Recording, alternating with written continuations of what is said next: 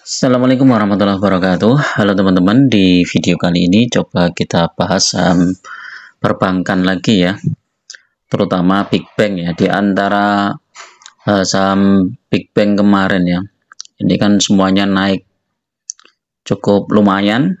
Nah, kira-kira mana yang paling menarik ya, yang kira-kira memberikan cuan lebih berpotensi lebih besar ya. Nanti kita lihat ya teman-teman. Karena kalau kita lihat di antara kenaikan beberapa saham tersebut memang berbeda-beda ya, kayak saham BCA misalnya. Saham BCA itu naik 1,8%, terus kemudian BNI 3%, BRI hampir 4%, Bank Mandiri 2,9%, Bank Niaga 2,7% ya. BRIS malah turun ini ya, BRIS ya. Nah, kalau kita lihat, kita bandingkan saham-saham Big Bank ini, memang penurunan yang paling besar itu adalah saham BRI teman-teman. Saham BRI ini turun lebih rendah dari 1 tahun yang lalu ya. Sementara saham yang lain masih bisa bertahan di 1 tahun yang lalu. BNI coba kita cek, BNI hampir sama 1 tahun. Bank Mandiri, Bank Mandiri masih di atas 1 tahun yang lalu ya. Harusnya kalau 1 tahun yang lalu harganya di 5.000 ya. Kemudian Bank Niaga coba kita cek. Wih, Bank Niaga masih tinggi ya. Karena 1 tahun yang lalu BRIS ini malahnya. BRIS tinggi Bank Niaga ini. Bank Niaga 1 tahun yang lalu di 1.400 ya. Ternyata udah mantul ya. Nah, kalau dari sisi harga tersebut, maka Bank BRI paling rendah ya teman-teman. Jadi memberikan potensi gain yang paling tinggi ya, karena dia sudah koreksi terdalam ya. Karena kalau kita lihat kinerjanya juga BRI ini masih bagus. Jadi paling menarik ya untuk Bank BRI. Kemudian disusul Bank BNI ya, BNI baru kemudian Bank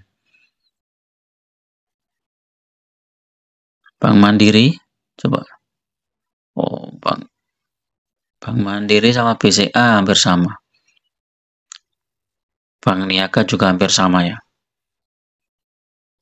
Bank Niaga hampir sama. Nah, kalau dari sisi harga seperti itu teman-teman ya. Dari BRI paling murah, kemudian disusul Bank Mandiri, baru bank yang lainnya ya, BNI, BCA atau Bank Niaga ya. Sementara BRIS memang sekarang sedang tertekan ya harganya ya. Cuma kalau kita bandingkan dengan 1 tahun yang lalu masih naik ya BRIS ya, di 1.400. Kalau kita lihat 1 minggu ini memang naik, 1 bulan juga naik ya, terendah di 2.100 ya BRIS ya. Nah, kalau kita bandingkan dengan dividennya, ini potensi dividennya, ini kita bandingkan dividen tahun kemarin dengan harga saham yang sekarang ya. BRI ini 235 dibagi 4.440 ya. Ini 5,29% ya BRI. Kemudian Bank Mandiri coba kita cek.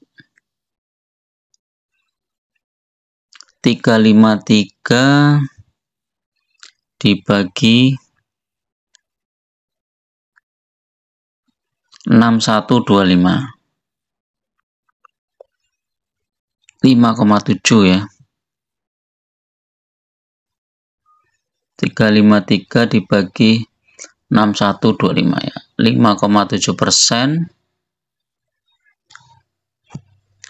Kemudian BNI coba kita cek. 280 dibagi 45 40. 6% ini ya paling tinggi berarti ya. BNI paling tinggi, BCA coba. BCA ini kayaknya lebih rendah nih. 227 dibagi 9.600. Ya kecil ya. Tapi BCA masih ditambah itu 42 ya. Tapi nggak signifikan ya mungkin. Coba 227 tambah 42 ya.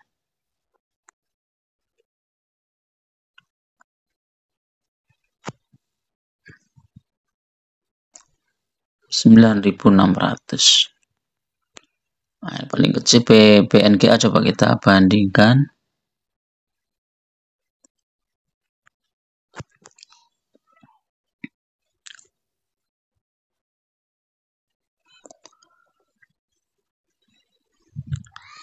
BNGA 122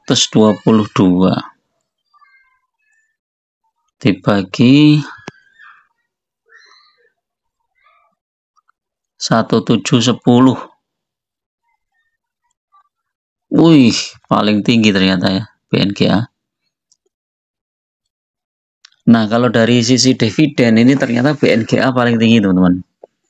Jadi dengan harga yang sekarang sudah naik ke 1.700, itu BNGA paling besar presentasi dividennya ya. Jadi kalau teman-teman masuk BNGA nanti tadi di 1.600 ini lumayan ya, sudah cuan hampir mungkin 4 atau 5% floating profit ya. Terus nanti masih berpotensi dapat dividen yang hampir 7% ya. Ini paling besar ya. Kalau BRIS ini kayaknya kecil nih kayaknya dividennya.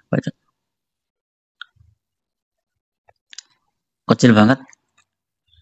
Cuma 18 itu sekitar berapa? Enggak nyampe 1% ya. Nah, itu ya teman-teman. Jadi kalau dari sisi harga ya, walaupun sekarang sudah naik, ini BRI masih paling murah ya. Tapi kalau dari sisi dividen itu BNGA paling bagus ya. Jadi silahkan teman-teman mau pilih yang mana ya. Tapi kalau saran saya mending nunggu koreksi dulu ya, karena ini saham perbankan ini kan sedang naik ya, sudah naiknya cukup tinggi nih. Jadi udah naik mungkin ya sekitar 3-6% ya, ada yang 8% kalau misalnya. BRI ini naiknya berapa? Nah, ini dia 4.090 ke 4.440. 4.440 sekarang 4.090. Udah naik 8% ya BRI ya. Biasanya kalau udah naik tinggi ini nanti ada koreksi dulu teman-teman. Secara teknikal dia akan koreksi dulu sebelum dia lanjut naik, atau dia mau turun lagi. Jadi seperti itu siklusnya ya. Jadi nggak usah buru-buru kalau kita misalnya tertinggal ya.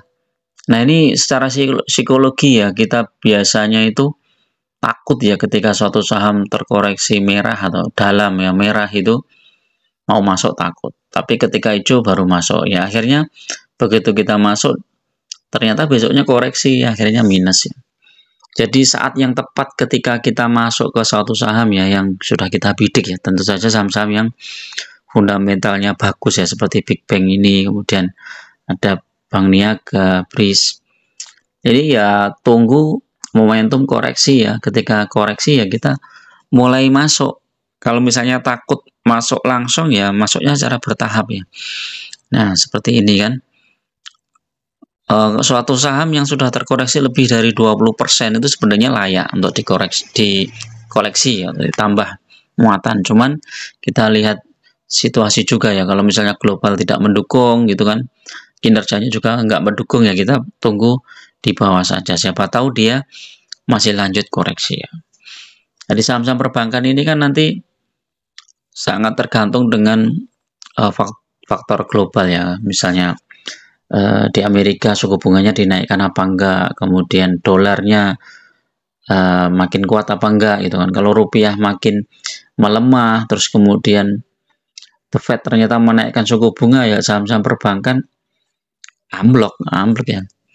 Nah, saat amblok itu ya kita mulai ancang-ancang untuk masuk ya. Oh, ini kira-kira kita masuk di harga berapa. Kalau takut langsung ya masuk bertahap saja. Nanti begitu koreksi lagi, kita masuk lagi, koreksi lagi, masuk lagi. Ya seperti menabung lah, menabung saham ya. Jadi agar harga rata-rata kita itu bagus, tidak all in ya, karena kondisinya belum begitu pasti ya. Jadi masih kemungkinan masih bisa turun lagi ya, kita masuknya secara bertahap. Oke, itu dulu teman-teman untuk review sore ini. Mudah-mudahan bermanfaat. Tetap gunakan data dan fakta dalam berinvestasi. Jangan sekedar ikut-ikutan, jangan sekedar mendapatkan berita atau isu-isu yang mungkin tidak bisa dipertanggungjawabkan. Lebih baik teman-teman fokus di satu saham yang fundamentalnya bagus, kemudian mulai menambah jumlah lotnya aja. Fokus di lotnya aja. Nanti sampai suatu saat misalnya tiba-tiba teman-teman sudah punya 1000 lot saham BRI atau 1000 lot saham BCA, 1000 lot BNI, itu begitu bagi dividen aja 6%, 5% udah terasa, itu mantap gitu. Oke, itu dulu. Assalamualaikum warahmatullahi wabarakatuh.